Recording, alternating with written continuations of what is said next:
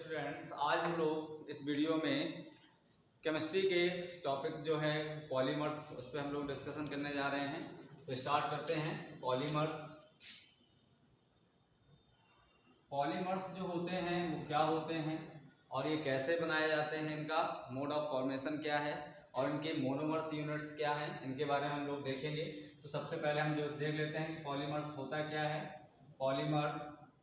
Polymers हम ये कह सकते हैं सब्सटेंस, ये हम लोग पॉलीमर्स में हम देखेंगे कि पॉलीमर्स जो सब्सटेंस होते हैं, substance of a high molecular weight formed by combination of many monomer units, combination of many small unit। तो हम लोग कहेंगे कि जो पॉलीमर्स हैं वो क्या हैं। पॉलीमर्स एक ऐसे हाई मॉलिक्यूलर मास के सब्सटेंस होते हैं जो बहुत छोटी छोटी यूनिट्स के कई यूनिट्स कंबाइंड होने पर हमें एक यहाँ पर हाई मॉलिक्यूलर वेट का हमें जो मॉलिक्यूल मिलता है उसको हम लोग उसको पॉलीमर्स कहते हैं। तो अब पॉलीमर्स में ऐसे ही हम लोग जैसे पॉलीमर्स होते हैं ऐसे हम लोग क्या मैक्रो मॉलिक्यूल को भी पॉलीमर्स कह सकते हैं। तो ऐसा नहीं है, जितने पॉलीमर्स होते हैं वो सभी मैक्रो मॉलिक्यूल नहीं हो सकते हैं, क्योंकि जो मैक्रो मॉलिक्यूल है वो स्मॉल यूनिट से मिलकर नहीं बना है। तो ये बात याद रखना है कि मैक्रो मॉलिक्यूल्स या जितने जो पॉलीमर्स मिलकर एक मैक्रो मॉलिक्यूल बना सकते हैं, लेकिन माइक्रो मॉलिक्यूल्स पॉलीमर नहीं हो सकता है। ये बात आपको याद रखना है। जैसे एग्जाम्पल में आपको जैसे हम पॉलीमर्स का नाम लेंगे तो यहाँ पर एथाइलिन हो सकता है, पॉलीएथाइलिन कहेंगे इसको। पॉलीएथाइलिन एक पॉलीमर है, जबकि अगर हम कहेंगे क्लोरोफिल है, क्लोरोफिल एक मैक्रो मॉलिक्यूल है। मैक्रो मॉलिक्यूल मीन्स यहाँ पर यह है कि दोनों हाई मॉलिक्यूलर वेट के होते हैं, चाहे वो पॉलीमर हो या मैक्रो मॉलिक्यूल। ये बात आपको याद रखना है। पॉलीमर भी हाई मॉलिक्यूलर मास के होते हैं और मैक्रो मॉलिक्यूल भी हाई मॉलिक्यूलर मास के होते हैं, लेकिन मैक्रो मॉलिक्यूल जो होते हैं वो स्मॉल यूनिट से मिलकर नहीं बने होते हैं। अगर पॉलीमर हैं तो उनमें मोनोमर से मिलकर बने होते हैं, या जो स्मॉल यूनिट होती है वो उसको हम लोग क्या कहते हैं, मोनोमर्स कहते हैं। तो ये जो पॉलीमर वर्ड है, पॉलीमर जो वर्ड है ये ग्रीक लैंग्वेज से लिया गया है। पॉलीमर जो है ये ग्रीक लैंग्वेज से लिया गया है, ग्रीक लैंग्वेज से, जिसका मीन्स होता है पार्ट्स, और इसी को हम लोग कह सकते हैं यूनिट्स। अगर कोई भी मैक्रो मॉलिक्यूल या कोई भी एक बड़ा मॉलिक्यूल जो होता है वो अगर छोटे छोटे यूनिट से मिलकर बनता है तो उसको हम लोग मैक्रो मॉलिक्यूल या पॉलीमर्स कह देते हैं। अब आ जाते हैं types of polymers on the basis of their origin. तो अब हम लोग टाइप जो है पढ़ेंगे, इनके अलग अलग बेसिस पर हम इनके क्लासिफिकेशन देखेंगे। तो इसको नोट कर लें, फिर हम लोग देखते हैं classification of polymers. Classification of polymers जो होते हैं, तो अब हम लोग देख लेते हैं classification of polymers. Classification of polymers on the basis of their origin means ये है कि ये किस ओरिजिन से बिलोंग करते हैं। जैसे हम लोग एग्जाम्पल में क्लासिफिकेशन में देखेंगे तो पॉलीमर्स 3 टाइप्स के हो सकते हैं। वैसे हम लोग अलग अलग बेसिस पर अभी इनका क्लासिफिकेशन देखने वाले हैं। तो यहाँ पर हम लोगों ने ओरिजिन के बेस पर अगर हम लोग क्लासीफाई करेंगे पॉलीमर्स को, पॉलीमर्स को अगर हम ओरिजिन के बेसिस पर अगर हम क्लासिफाई करेंगे तो सबसे पहले हम लोगों को जो मिलेगा वो मिलेगा नेचुरल पॉलीमर। दूसरा सिंथेटिक पॉलीमर्स मिलेंगे,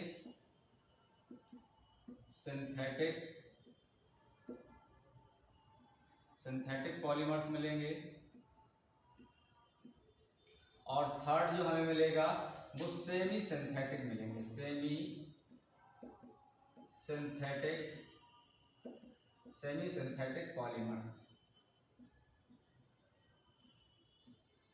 अब इनका मीन्स यहाँ पर ये है कि ऐसे पॉलीमर्स जो नेचर में पाए जाते हैं या नेचुरल तौर पे पाए जाते हैं तो उनको हम नेचुरल पॉलीमर्स कहते हैं। सिंथेटिक का मीन्स यहाँ पर ये है कि हम ऐसे पॉलीमर्स जिनकी हम लोग सिंथेसिस लैब में या इंडस्ट्री में कर सकते हैं तो उनको हम लोग कहते हैं सिंथेटिक। और जिनमें नेचुरल में अगर हम थोड़ा बहुत अमेंडमेंट करते हैं या थोड़ा बहुत हम उनमें लैब में उनमें थोड़ा सा हम मिक्सिंग करते हैं तो ये सेमी सिंथेटिक पॉलीमर्स कहलाते हैं। नेचुरल पॉलीमर्स जो होते हैं वो हमें नेचुरल रिसोर्स से मिलते हैं, तो ये आपको याद रखना है। Those polymers which occurs in nature, तो हम ये कह सकते हैं those polymers which occurs in nature. Example में अगर हम देखेंगे तो प्लांट और एनिमल्स में पाए जाने वाले जितने भी जो पॉलीमर्स हैं उनको हम लोग नेचुरल पॉलीमर्स कहते हैं। एग्जाम्पल में अगर हम देखेंगे, एग्जाम्पल में सबसे पहले हम लोग देख लेते हैं जैसे कार्बोहाइड्रेट जो होता है, कार्बोहाइड्रेट ये शुगर की यूनिट से मिलकर बना होता है। शुगर इसका मोनोमर्स होते हैं और जब कई शुगर मॉलिक्यूल्स मिल जाते हैं तो इसमें ये कार्बोहाइड्रेट बना देता है। ऐसे ही प्रोटीन एक नेचुरल पॉलीमर्स है, याद रखिएगा, क्योंकि ये अमीनो एसिड से मिलकर बनता है। और ऐसे हम लोग देख सकते हैं न्यूक्लिक एसिड जिसमें RNA एंड DNA आता है, RNA एंड DNA। तो न्यूक्लिक एसिड भी इसी टाइप से कार्बोहाइड्रेट, प्रोटीन है, न्यूक्लिक एसिड है। ऐसे स्टार्च आ जाता है और नेचुरल रबर्स भी हम इसमें इंक्लूड कर सकते हैं। स्टार्च जो होता है ये प्लांट में फूड स्टोरेज होते हैं, तो फूड स्टार्च। और इसमें हम लोग देख सकते हैं नेचुरल रबर भी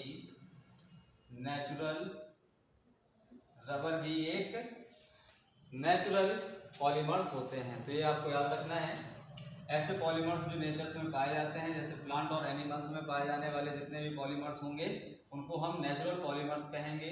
carbohydrate, protein, nucleic acid, starch और नेचुरल रबर्स, ये सभी क्या कहलाते हैं? नेचुरल पॉलीमर्स कहलाते हैं। अब आ जाते हैं सिंथेटिक पॉलीमर्स। तो इसमें हम कह सकते हैं which are prepared in laboratory.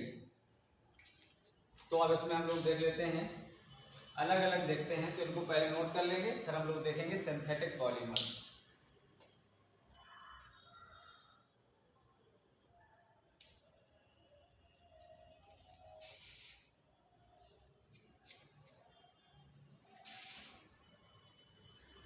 अब हम लोग देख लेते हैं synthetic polymers.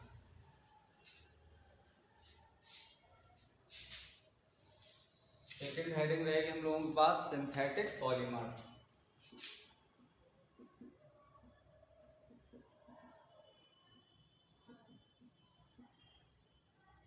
Synthetic polymers, those polymers which are synthesized in laboratory, those polymers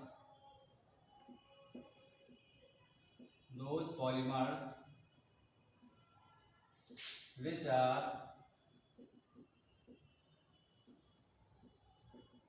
synthesized in laboratory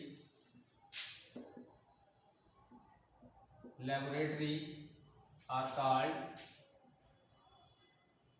synthetic polymers.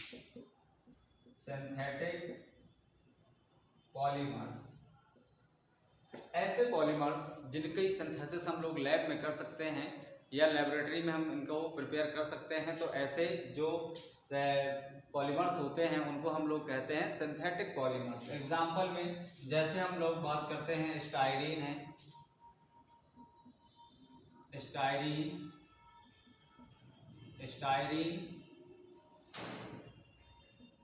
Polythene, polyethylene और भी ऐसे पीवीसी,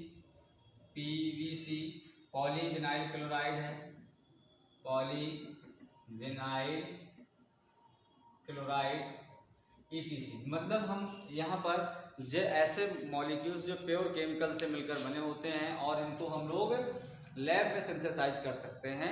तो ऐसे जो पॉलीमर्स होते हैं उनको हम लोग क्या बोलते हैं, सिंथेटिक पॉलीमर्स कहलाते हैं। अब हम लोग देख लेते हैं सेमी सिंथेटिक पॉलीमर्स में। तो सेमी सिंथेटिक पॉलीमर्स में हम लोग देख लेते हैं। नेक्स्ट हम लोगों का जो रहने वाला है वो हम लोग देखते हैं सेमी सिंथेटिक पॉलीमर्स। तो अब हम लोग थर्ड नंबर देखेंगे semi synthetic polymers.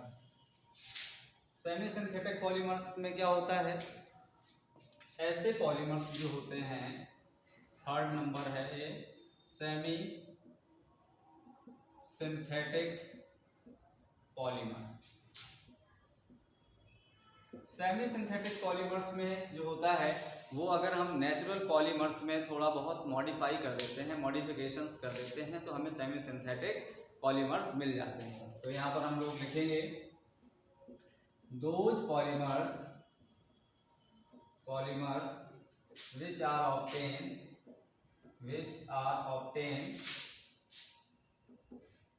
obtained by making some modification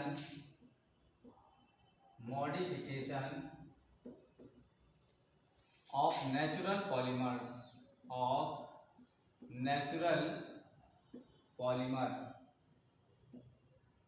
are called semi-synthetic polymers।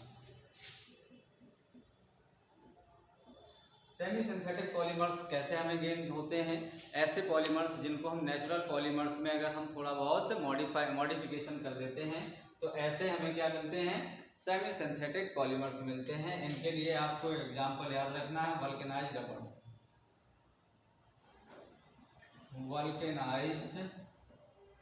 Rubber. ये नेचुरल रबर में सल्फर मिक्सिंग से हमें ये वल्केनाइज्ड रबर मिलती है। अभी हम लोग उसके बारे में डिटेल से डिस्कस करेंगे। ये नेचुरल पॉलीमर्स है, जबकि इसमें अगर हम सल्फर मिक्स कर देते हैं तो इसकी जो फ्लेक्सिबिलिटी है वो बहुत ज़्यादा इंक्रीज हो जाती है, तो नेचुरल रबर हो सकती है। और इसमें अगर हम दूसरा अगर देखेंगे तो सेलुलोज एसीटेट हो सकता है। सेमी सिंथेटिक में सेलुलोज एसीटेट, इसी को हम लोग रेयॉन भी बोलते हैं, क्लियर। तो आपको ये क्लियर हो गया होगा कि सेमी सिंथेटिक पॉलीमर्स ऐसे पॉलीमर्स होते हैं जो नेचुरल पॉलीमर्स में कुछ मॉडिफिकेशन करके ऑब्टेन किए जाते हैं। तो ऐसे पॉलीमर्स को हम लोग सेमी सिंथेटिक पॉलीमर्स कहते हैं। इनके एग्जांपल और भी हो सकते हैं, लेकिन आप एक दो एग्जांपल ये याद रख लें। वल्केनाइज्ड रबर में इसमें सल्फर मिक्स किया जाता है, नेचुरल रबर में सल्फर मिक्सिंग की जाती है। अभी हम इनके बारे में डिटेल से डिस्कस करेंगे। और सेलुलोज एसीटेट जो होता है उसको हम रेयॉन बोलते हैं। तो इसको नोट कर लें, फिर हम लोग देखते हैं इसका नेक्स्ट टॉपिक जो है हम लोगों का नेक्स्ट। अभी हम लोगों ने जो पॉलीमर का क्लासिफिकेशन देखा वो उनके ओरिजिन के बेस पर देखा है, लेकिन अब हम लोग देखने जा रहे हैं इनके स्ट्रक्चर के बेस पर। तो हम लोग देखेंगे classification of polymers on the basis of their structure. अभी हम लोगों ने ओरिजिन पढ़ी है कि कौन से नेचुरल हैं, सिंथेटिक हैं और सेमी सिंथेटिक हैं। तो अब हम लोग यहाँ पर ओरिजिन पे नहीं स्ट्रक्चर पे देखेंगे। Classification of polymers on the basis of their structure के आधार पर हम लोग देखेंगे। तो पॉलीमर्स को हम 3 पार्ट में फिर डिवाइड कर सकते हैं, जिनको हम कहते हैं लीनियर पॉलीमर्स, और क्रॉस लिंक्ड पॉलीमर्स या ब्रांच पॉलीमर्स। तो हम लोग देखेंगे, इनको हम क्लासिफाई करें। पॉलीमर्स को हम लोग क्लासिफाई कर सकते हैं फर्दर 3 पार्ट्स में, जिसको हम कहेंगे लीनियर पॉलीमर्स, दूसरा हो जाएगा ब्रांच पॉलीमर और तीसरा हो जाएगा क्रॉस लिंक्ड पॉलीमर। तो यहाँ पर हम लोग फर्स्ट वाला जो देखेंगे वो लीनियर होगा, लीनियर पॉलीमर होगा। दूसरा हो जाएगा जो ब्रांच पॉलीमर और क्रॉस लिंक्ड पॉलीमर्स। ये आपको इनके टाइप्स जो हैं, अब ये हम लोगों ने क्लासिफिकेशन किया है इनके स्ट्रक्चर के बेस पे, तो हम लोग एक एक करके इसमें डिटेल से देखते चले जाएंगे। जैसे हम लोग बात करते हैं लीनियर पॉलीमर को हम लोग यहाँ पर डिफाइन करेंगे। तो जो लीनियर पॉलीमर्स हैं उनको हम लोग कैसे डिफाइन करेंगे? Those polymers which are formed, या ये कह सकते हैं those polymers which monomer unit are linked to another। तो हम लोग यहाँ पर ये देखें, तो हम लोगों ने देखा कि these are the polymers in which monomer units are linked to one another to form long linear chains। तो इसमें ऐसे पॉलीमर्स आते हैं जिनकी जो मोनोमर्स यूनिट्स होते हैं वो अरेंज होकर या कंबाइंड होकर एक लॉन्ग लीनियर चेन्स बनाते हैं। जैसे हम लोग मान लें कि हम लोगों के पास ये स्मॉल यूनिट्स हैं जिनको मोनोमर यूनिट्स कह सकते हैं, तो इनकी जो कम्बिनेशन है वो इस टाइप से कंबाइंड होकर ये एक लॉन्ग लीनियर चेन्स बनाते हैं। तो लॉन्ग लीनियर चेन्स बनाते हैं और ये जो लॉन्ग लीनियर चेन्स होते हैं ये स्पेस में क्लोजली पैक्ड होते हैं, which are closely packed in space. These long chains are closely packed in space। अब जब स्पेस में इनकी क्लोज पैकिंग होती है तो एग्जांपल में हम लोग जैसे इस टाइप से मान लेते हैं, इस टाइप से अगर ये लॉन्ग लीनियर पॉलीमर्स है तो इनकी जो चेन्स होंगी वो इस टाइप से, इनके जो पॉलीमर्स की चेन्स होंगी वो इस टाइप से अरेंज हो जाती हैं। अरेंज होने के बाद इनका जो स्पेस में पैकिंग है वो हाई हो जाती है। हाई पैकिंग होने की वजह से it contain high tensile strength and density. It contain high density and tensile strength. अब इनकी जो स्ट्रेंथ होती है वो ज़्यादा हो जाती है, हाई टेंसाइल स्ट्रेंथ के होते हैं, क्योंकि इनमें जो लॉन्ग चेन्स होती हैं, जैसे हम लोग इस प्रकार की अगर कोई हम यूनिट्स मान लेते हैं तो ये यूनिट्स जो होती हैं वो कंबाइंड होकर ऐसी बहुत सारी चेन्स बना देती हैं जिनको हम क्या कहते हैं, मोनोमर यूनिट्स की चेन कहते हैं। लेकिन ये चेन्स एक दूसरे पर ओवरलैप्स नहीं होती हैं, तो इनको हम लोग कहते हैं लीनियर पॉलीमर्स। इनके लिए जो एग्जांपल्स आते हैं, एग्जांपल में जैसे पॉलीथीन है, पॉलीएथिलीन है, पॉलीएथिलीन है, पॉलीस्टर्स हैं, पॉलीस्टर्स। और इसी में हम लोग देख सकते हैं कि नायलॉन भी इसी में आ जाता है। नायलॉन ये सभी लीनियर पॉलीमर्स में आ जाते हैं। याद रखिएगा, लीनियर पॉलीमर्स ऐसे पॉलीमर्स होते हैं जिनमें जो मोनोमर यूनिट्स होती हैं वो कंबाइंड होकर एक long linear monomer polymers chains का फॉर्मेशन करते हैं। और यहाँ पर ये जो कंबाइंड होने के बाद जो हमें चेन्स मिलती हैं ये स्पेस में क्लोजली पैक्ड होती हैं, जिसकी वजह से इनकी डेंसिटी बढ़ जाती है। डेंसिटी इंक्रीज होने की वजह से इनमें टेंसाइल स्ट्रेंथ बढ़ जाएगी। और इनमें जो एग्जांपल हैं वो पॉलीथीन है, पॉलीस्टर्स हैं और नायलॉन्स होते हैं। तो इसको नोट कर लेंगे। फिर हम लोग जो नेक्स्ट देखेंगे वो ब्रांच पॉलीमर देखेंगे। अब हम लोग देखेंगे जो नेक्स्ट टाइप का है वो हम लोग देखने जा रहे हैं अब ब्रांच पॉलीमर। ब्रांच पॉलीमर्स क्या होते हैं? ब्रांच पॉलीमर्स ऐसे पॉलीमर्स होते हैं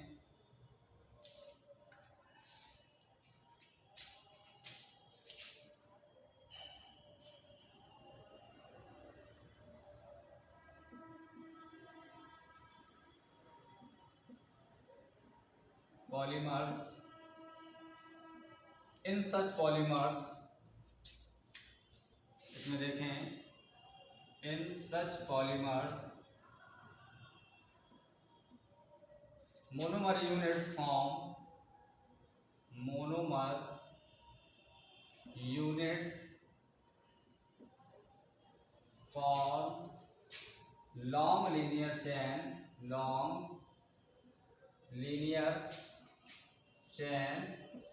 with some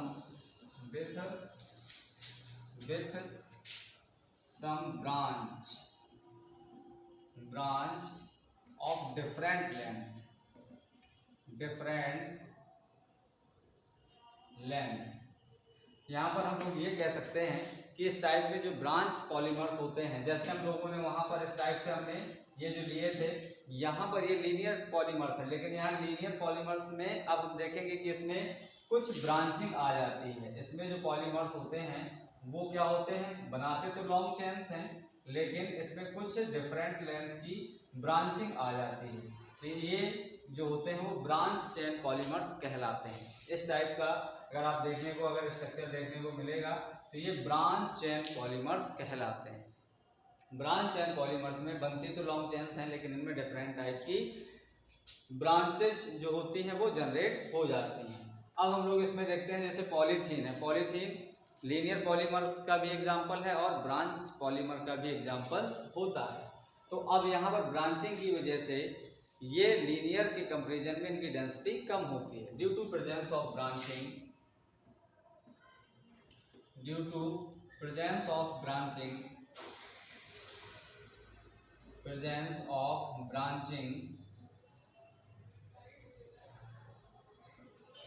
it have low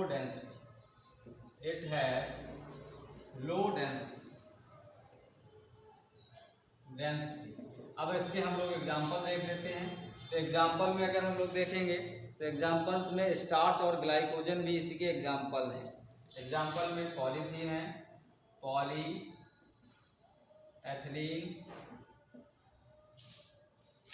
और ग्लाइकोजन है, और इसमें हम लोग देख सकते हैं स्टार्च भी एक ब्रांच पॉलीमर्स है, स्टार्च ETC। इस टाइप से हमें जो ब्रांच पॉलीमर्स हैं, ब्रांच चेन पॉलीमर्स में इनके मोनोमर्स यूनिट्स जो होती हैं वो बनाती लॉन्ग चेन्स है, लेकिन इनमें डिफरेंट लेंथ की साइड चेन निकल आती हैं। तो अब इनमें क्या होता है, इनके जो एग्जांपल्स हैं पॉलीथीन दोनों में लिया गया है, लीनियर पॉलीमर्स भी हैं और ब्रांच चेन पॉलीमर्स भी कहलाते हैं, ग्लाइकोजन है और स्टार्च है। इसको नोट कर लेंगे। फिर हम लोग देखते हैं cross linked polymer.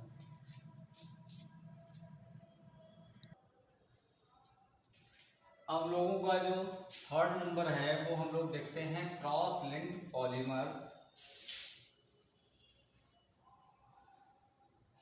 Third number में हम लोग देखते हैं क्रॉस लिंक्ड पॉलीमर, या इसी को हम लोग नेटवर्क पॉलीमर्स भी कहते हैं। क्रॉस लिंक्ड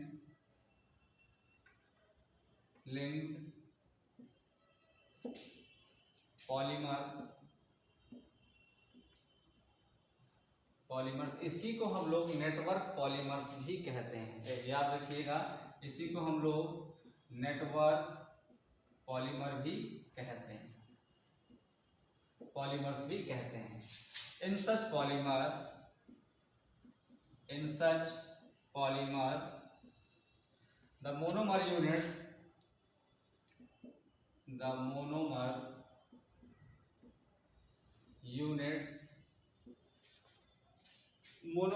कंबाइंड, या ये कह सकते हैं are link together,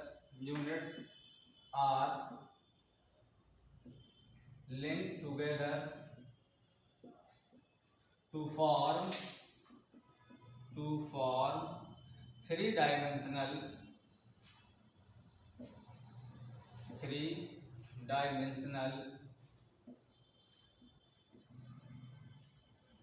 structure, 3 dimensional structures का फॉर्मेशंस करते हैं। अब ऐसे जो पॉलीमर्स होते हैं, ऐसे पॉलीमर्स जो होते हैं वो हार्ड होते हैं और इनकी जो टेंसाइल स्ट्रेंथ वो भी ज़्यादा होती है। हार्ड होने के साथ साथ इनमें देखा जाए तो ये रिजिड होते हैं, हार्ड, रिजिड और ब्रिटल होते हैं।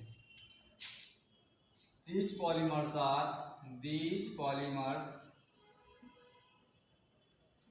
are hard, rigid and brittle in nature, brittle nature के होते हैं। और इनका एक स्ट्रक्चर जो होता है, स्ट्रक्चर वो हम इस टाइप जैसे कह सकते हैं, ये अगर हमने नेटवर्क वो मान लिया है लॉन्ग चेन्स हैं, तो इनमें जो फॉर्मेशन होता है वो इस टाइप से इनकी ब्रांचिंग जो होती है वो 3 डायमेंशनल स्ट्रक्चर बना लेते हैं। तो इस टाइप के जो पॉलीमर्स हैं वो कहलाते हैं क्रॉस लिंक्ड, जिनमें एक दूसरे की चेन इंटरलिंक्ड होती हैं। जबकि जो लीनियर में था तो ये चेन फ्री थी, एक दूसरे से अटैच नहीं थी। क्रॉस लिंक्ड में ये अटैच्ड होती है, जबकि ब्रांच में ब्रांच जनरेट होती है लेकिन वो एक दूसरे चेन्स को कनेक्ट नहीं करती हैं। लेकिन क्रॉस लिंक्ड में ये जो लीनियर चेन्स हैं वो एक दूसरे को कनेक्ट करती हैं। एग्जाम्पल्स में हम लोग देख सकते हैं, इसमें आ जाता है bakelite, ग्लिप्टन। Example bakelite,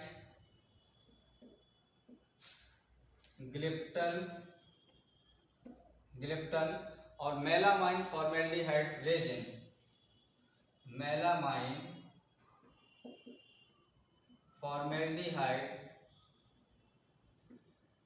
formaldehyde resin, ये जो होते हैं ये क्रॉस लिंक्ड पॉलीमर्स कहलाते हैं।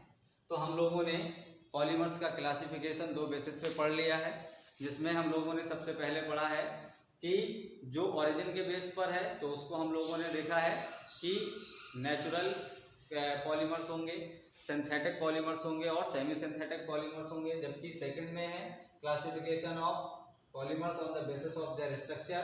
तो इसमें हम लोगों ने स्ट्रक्चर में लीनियर पॉलीमर्स पढ़े हैं, जिसमें पॉलीथीन है या पीवीसी ये सभी आ जाते हैं। और इनमें दूसरा हमने पढ़ा है ब्रांच पॉलीमर्स या ब्रांच चेन पॉलीमर्स, या थर्ड हम लोगों ने पढ़ा है जो क्रॉस लिंक्ड पॉलीमर्स, इसी को हम लोगों ने नेटवर्क पॉलीमर्स भी कहा है। तो अब हम लोगों का जो नेक्स्ट क्लासिफिकेशन होगा पॉलीमर्स का, उनके इंट्रामॉलिक्यूलर फोर्स के बेसिस पर किया जाएगा। तो हम लोग मिलते हैं, इसको नेक्स्ट वीडियो में देखेंगे। तो नेक्स्ट वीडियो में हम लोग देखेंगे इनका एक क्लासिफिकेशन और उसके बाद एक एक पॉलीमर्स के बारे में हम लोग डिटेल से डिस्कशन करते हैं। अब हम लोगों का एक क्लासिफिकेशन रह गया है जो हम लोग देखेंगे, उसमें इलास्टोमर्स हैं। इलास्टोमर्स का मीन्स जिनमें जो फोर्स के बेसिस पर होते हैं। तो उस वीडियो में हम लोग देखेंगे एक और क्लासिफिकेशन और उसके बाद एक एक उसमें पॉलीमर्स के बारे में डिटेल से डिस्कशन करते हैं।